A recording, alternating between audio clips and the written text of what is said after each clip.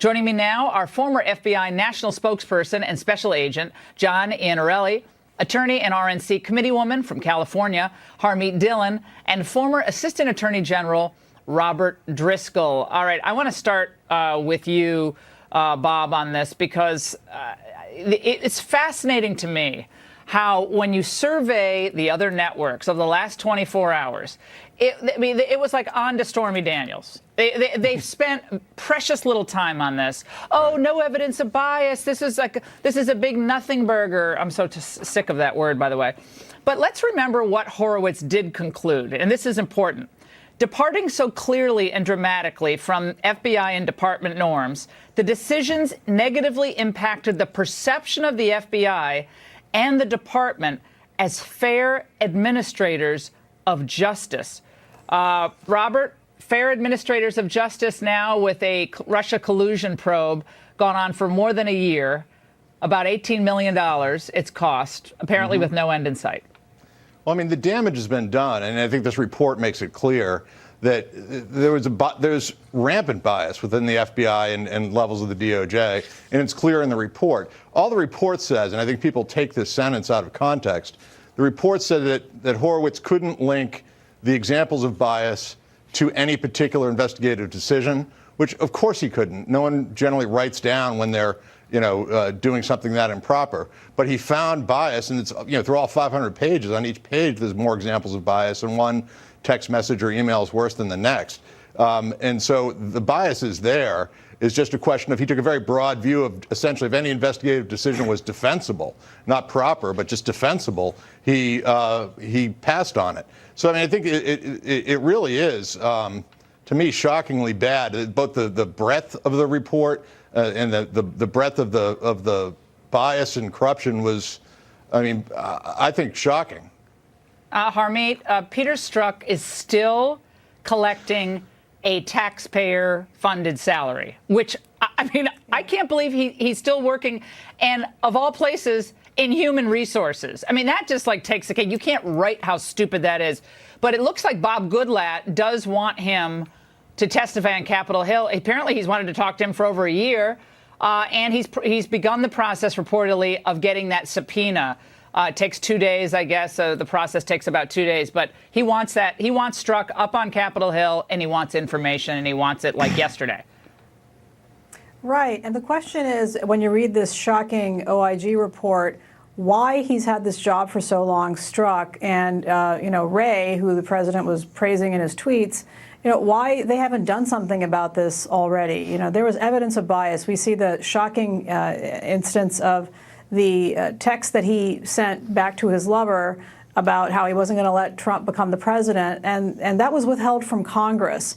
So when you read this report, you can't help feel like, number one, obviously it's a very thorough report and goes into a lot of the shocking bias, but the conclusion is, well, we don't have a smoking gun, so we can't do anything about it. That's the problem all along with an Office of Inspector General investigation. They don't have the power to do anything about it. It's more like an after-the-fact HR, internal investigation as what we can do better next time. And that's not going to cut it here. But the damage that has been done to our country and the damage that is being done with the Mueller investigation, it requires stronger measures than simply an investigation into what went wrong. And we've got to do something about it.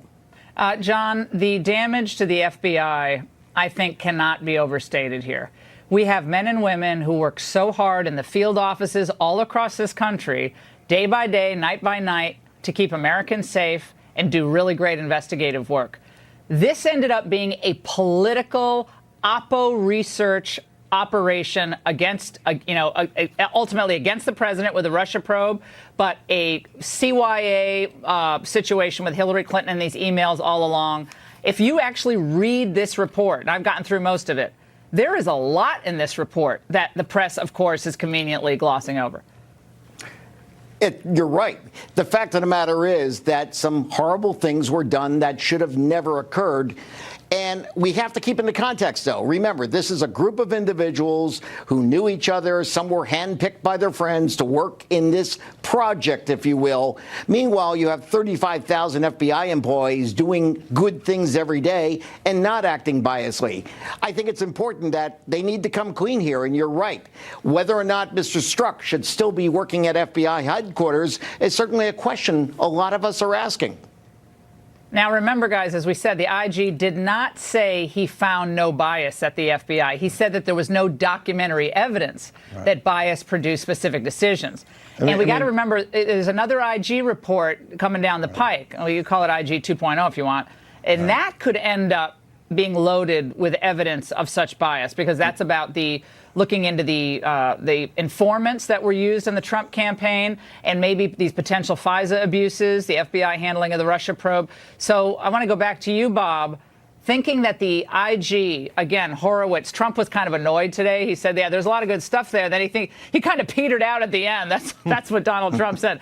But I think this other report could be really important in seeing what happened to place individuals or encourage individuals to try to penetrate these lower level people inside the campaign. Well, I think it could be important for two reasons. I mean, one is what you talked about. We'll find the basis for this Russia investigation, whether or not it was the dossier originally, whether or not it was an opposition research generated investigation totally or not.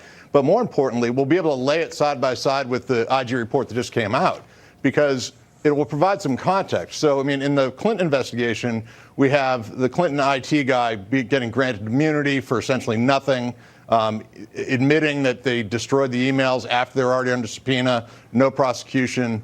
Cheryl Mills being in the interview with Hillary Clinton as both a witness and a lawyer. Huma Abedin allowed to sit in on the Hillary interview.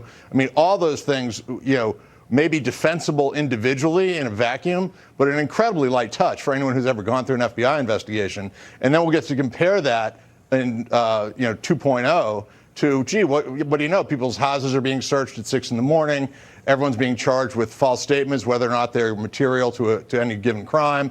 Yeah. And so I think the second report could have, could be a big deal, because it could fill in some of these gaps, or at least allow us to draw some inferences. Well, yeah. I mean, guys, they certainly were very zealous in trying to find this evidence of Russia working with Trump. I mean, getting this professor in London, talk to Papadopoulos, all this stuff that they were trying to do. My goodness, they were leaving no stone unturned, trying to get a Russian billionaire to help that Oleg Deripaska. I mean, they're doing everything. Meanwhile, with Hillary, it's well, maybe we shouldn't get the Wiener laptop. Maybe we should wait on that. Right. So a totally different approach, which also I think comes through when you really read the totality of this report.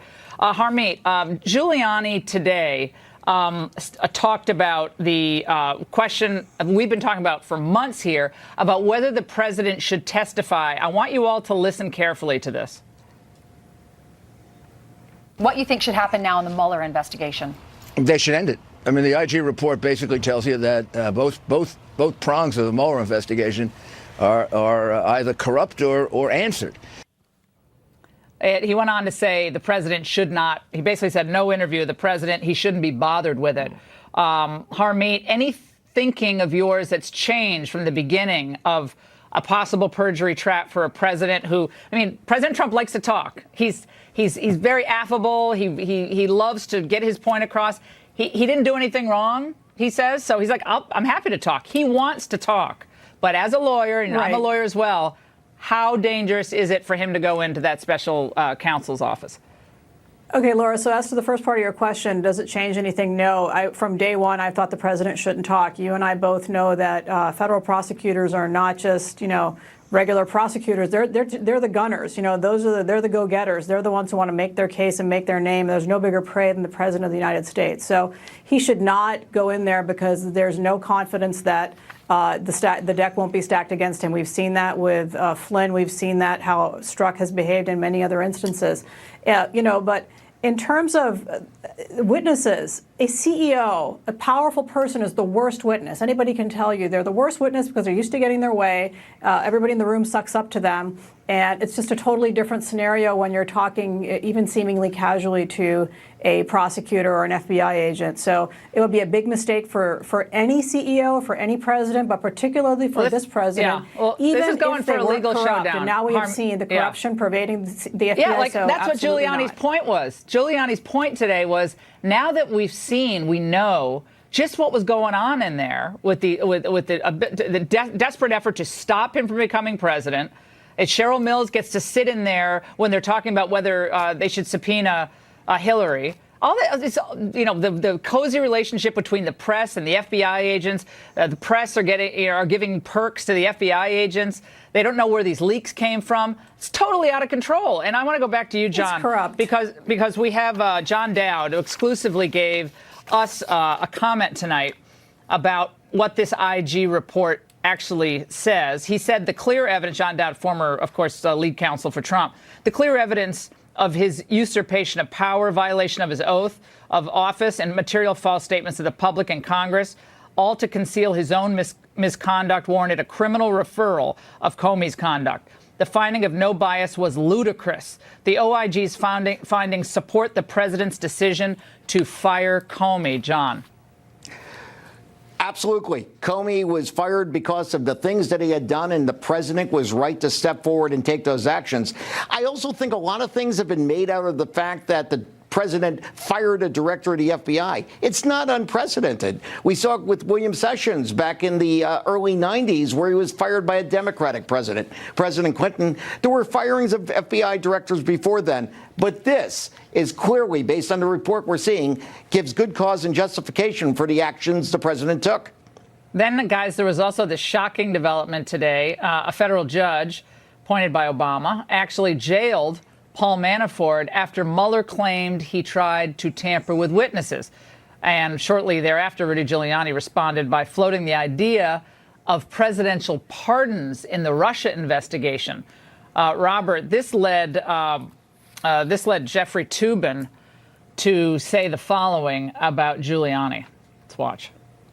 It is so corrupt and unethical what Giuliani said. I mean, we are in an area here that is literally unprecedented because not that many people in American life have the power to give a pardon. I mean, we are so far out of normal ethical behavior that, it's just worth preserving our sense of outrage about it, because so much of this stuff happens every day. We're kind of inured to it, but it really is appalling. A sense of outrage. Was Jeffrey Toobin that outrage during Benghazi, Fast and Furious, but surveilling reporters, checking Cheryl Atkinson's computer? Robert, nevertheless, the throwing out the pardon thing, I probably wouldn't have done that if I were Rudy today. Yeah. It just chums the water for no real reason. Well, and the other reason, too, is, just strategically as a defense lawyer, I wouldn't want Manafort pardoned before this case is over, because once he's pardoned, his Fifth Amendment right against self-incrimination likely goes away. And so, if he is pardoned, he no longer faces criminal prosecution. He could conceivably be forced to testify. And moreover, there's just no reason to handle it now. You just wait and see where the chips fall. And if at some point later the president wants to pardon, he can. And as far as it being unprecedented, I mean, George Bush Sr. pardoned Cap Weinberger the day of his trial. I think it was the day before his trial. I remember. So I mean, it's been done. There's no question there is a inherent power the president has. So the pardon power is one of the few absolutes the president has, and there's no real check on it. So I just can't get that outrage of it. The answer to it is a political answer, which is that it's done publicly, and the president can suffer blowback for it if he does it. Yeah, I mean, Harmeet, you can close it out for us, because always conjuring up this sense of moral outrage. And we had a myriad of instances where the Obama Justice Department, we had Eric Holder held in contempt of Congress over the documents, and I think it was Fast and Furious. Yep. We had all these things happen. We got the tarmac meeting. There's no moral outrage. Suddenly, or outrage. Jeffrey Toobin and CNN's outrage over a discussion of pardon. Give me a break. close Yeah, it no, out for somebody us. needs to give him the smelling salts. The the selective outrage is the hypocrisy is laughable. They should be very concerned as Americans about the pervasive corruption of the FBI and other agencies in the government, and not about this one instance. I'm outraged as a civil libertarian that a judge is appearing to use incarceration as a penalty, as a punishment for somebody prior to their trial. And we know that it's actually only supposed to be used preventative detention in very limited circumstances where it deals with flight risk or other issues. And I don't think that standard was met today. So that's what people should be outraged about from a civil liberty point of view. She was really lecturing Manafort today, saying, well, you're not in junior high. I can't take away your cell phone, but can't trust you not to talk to witnesses. So goodbye. Thank you all. Fantastic panel.